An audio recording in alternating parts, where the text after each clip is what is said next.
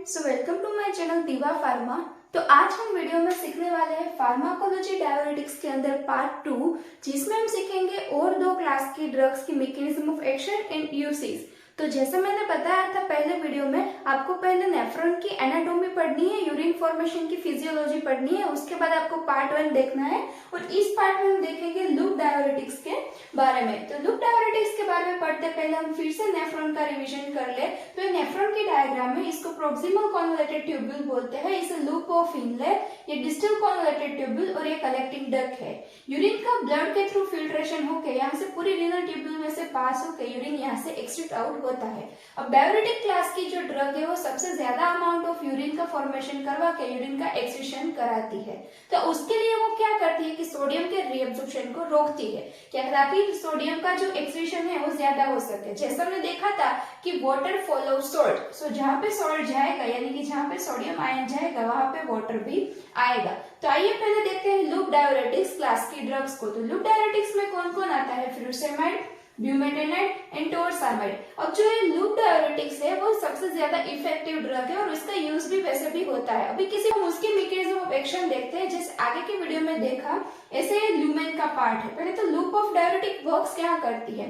तो जो loop of diuretics है, लूप डाययूरेटिक्स तो यहाँ पे वर्क करती है एसेंडिंग लूप ऑफ हिनले, इसको डिसेंडिंग लूप बोलते हैं, इसको एसेंडिंग लूप बोलते हैं। यहाँ पे लूप डाययूरेटिक्स वर्क करती है और सबसे ज्यादा अमाउंट ऑफ जो सोडियम है वो यहाँ से ही रीअब्सॉर्ब होता है। तो इसलिए ये ज्यादा इफेक्टिव ड्रग है क्योंकि वो ज्यादा से ज्यादा सोडियम के रीअब्सॉर्प्शन को रोकती है। तो उसके मैकेनिज्म क्या है कि ये है ल्यूमेन का पार्ट। अब ल्यूमेन के अंदर फिर बाहर, उसके बाहर एपिथेलियल सेल आया हुआ होता है, ब्लड वेसल आई हुई होती है।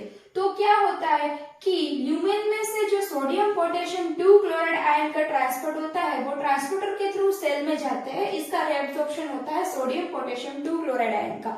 लेकिन जो लूप डाययूरेटिक है वो इस ट्रांसपोर्टर को इनहिबिट करती है। अब देखो, अगर इनहिबिट नहीं हुआ होता तो क्या होता कि सोडियम पोटेशियम 2 क्लोराइड यहाँ से अंदर जाते हैं, फिर सोडियम ब्लड में चला जाता है और पोटेशियम सेल में आ जाता है और उसी के साथ जो क्लोराइड माइनस आयन है यानी कि क्लोराइड आयन वो वापस ब्लड में जाता है। लेकिन जो पोटेशियम है वो वापस इसके अंदर आ जाएगा।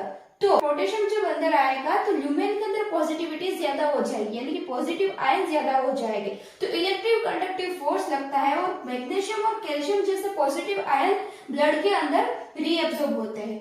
सो अब क्या होगा कि यही ट्रांसपोर्ट को इनहिबिट कर देगा कौन? Loop diuretics. तो क्या होगा कि सोडियम पोटेशियम 2 क्लोराइड आयन अंदर रीअब्सॉर्ब नहीं हो पाएंगे, तो सोडियम और पोटेशियम का एक्सक्रीशन ज्यादा हो जाएगा। जब सोडियम का एक्सक्रीशन ज्यादा हुआ तो उसके साथ क्या हो जाएगा कि यूरिन का फॉर्मेशन यानी कि वाटर भी ज्यादा अमाउंट में एक्सक्रीशन होगा।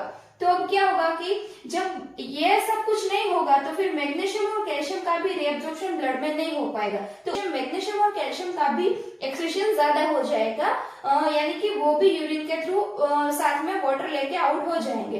तो अब इसकी अगर साइड इफेक्ट देखें तो पहली क्या है कि हाइपोकैलेमिया, क्योंकि क्या ब्लड के अंदर पोटेशियम की अमाउंट कम रहेगी, पोटेशियम यहाँ से रीअब्सॉर्ब नहीं होगा, तो पहली साइड इफेक्ट क्या हुई? हाइपोकैलेमिया। दूसरा क्या है? हाइपोकैल्शियमिया, क्योंकि कैल्शियम भी नहीं जा पाएगा ब्लड के अंदर, तो ब्लड के अंदर कैल्शियम की भी अमाउंट लो रहेगी, हाइपो यानी कम रहेगी। अब दूसरा जो है वो गाउट है। गाउट कैसे होगा? क्योंकि ये जो सोडियम पोटेशियम 2 क्लोराइड ट्रांसपोर्ट है वो बॉडी में और कहीं भी आया हुआ होता है, तो ये को ट्रांसपोर्टर क्या करता है? यूरिक एसिड के एक्सक्रीशन को भी कम कर देता है, यानी कि यूरिक एसिड के ट्रांसपोर्टर को भी अफेक्ट करता है। तो वहां पे यूरिक एसिड का जो जत्था है वो वहां पे क्लम्प हो जाता है, उसके अंदर यूरिक एसिड के जो क्रिस्टल्स होते हैं वो ऐसे पैर के जो टो होते हैं उसके अंदर यहाँ पे बहुत ज्यादा स्वेलिंग हो जाती है, उसको बोलते हैं गोट।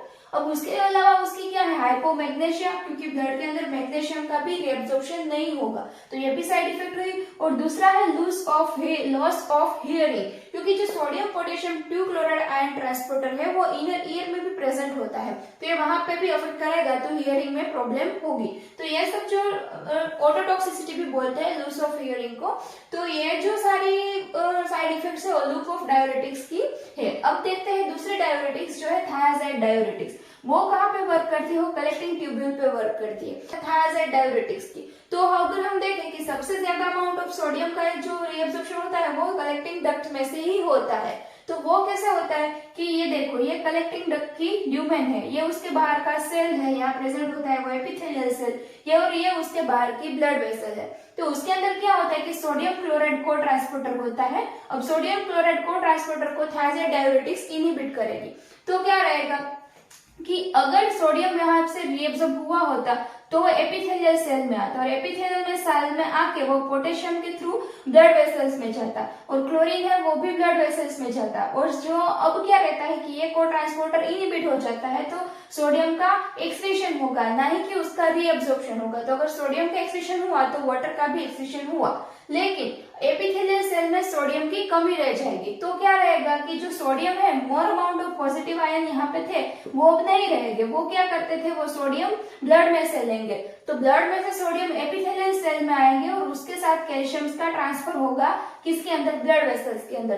तो इस ड्रग की एक मैकेनिज्म, एक साइड इफेक्ट क्या हो गई कि इसके अंदर हाइपोकैल्शियमिया नहीं बल्कि हाइपर कैल्शियमिया होगा, क्योंकि इसके अंदर कैल्शियम का एक्सक्रीशन नहीं होता। कैल्शियम का जो एब्सॉर्प्शन होता है वो पीसीटी में ही हो जाता है। पीसीटी में सोडियम कैल्शियम का इधर आते हुए सारे कैल्शियम का रिएब्सॉर्प्शन हो जाता है। कलेक्टिंग डक्ट में कैल्शियम रहता नहीं है। तो फिर अगर सोडियम यहाँ पे एपिथेलियल सेल में कम रहे तो वो क्या करते हैं, ब्लड में से सोडियम लेते हैं, उसके बदले कैल्शियम ब्लड वेसल को देते हैं। तो ब्लड वेसल में कैल्शियम की अमाउंट ज्यादा रहेगी। तो एक इंपॉर्टेंट टॉपिक है जो ज्यादातर एमसीक्यू में पूछा जाता है कि हाइपर कैल्शियमिया किसकी साइड इफेक्ट है। अभी तक हमने जितने भी डायरेक्टिक के क्लास देखे सब में हाइपोकैल्शियमिया साइड इफेक्ट आती थी, इसके अंदर हाइपो और कैल्शियमिया होता है। उसके अलावा इसमें भी गाउट होता है, ये भी इसकी साइड इफेक्ट है। हाइपर यूरेसेमिया होता है क्योंकि यूरिक एसिड का जो एक्सक्रीशन है वो कम हो जाएगा, तो यूरिक एसिड ब्लड में ज्यादा रहेगा, तो गाउट की प्रॉब्लम रहेगी जो हमने आगे देखा। उसके अलावा हाइपर कैल्शियमिया रहेगा और हाइपर ग्लाइसेमिया भी रहेगा, क्योंकि जो थायराइड डाययूरेटिक्स है वो क्या करते हैं, इंसुलिन के सिक्रेशन को अफेक्ट करती है, इंसुलिन के सिक्रेशन को कम कर देती है, तो ब्लड में ग्लूकोज का अमाउंट ज्यादा रहेगा। और ये हिपेटिक ग्लूकोज मेटाबॉलिज्म को बढ़ाती है, यानी कि लीवर में से ग्लूकोज के मेटाबॉलिज्म की एक्शन को ज्यादा करती है, तो ब्लड में ग्लूकोज ज्यादा अमाउंट रहता है। उसके अलावा देखें तो इसकी एक और साइड इफेक्ट है हाइपरलिपिडेमिया, क्योंकि ये कोलेस्टेरॉल के ट्रांसपोर्टर को भी अफेक्ट करती है। अभी थायराइड क्लास की ड्रग्स देख ले, उसमें कौन कौन सी ड्रग्स आती है, तो उसके अंदर हाइड्रोक्लोरथायजाइड, बेनथायजाइड, हाइड्रोफ्यूमेथायजाइड एंड बेंफ्लूमेथायजाइड, ये सभी ड्रग है और जो थायराइड डाययूरेटिक्स के अंदर है। आगे हम अगले वीडियो में और भी 2 क्लास के बारे में पढ़ेंगे। Thank you friends.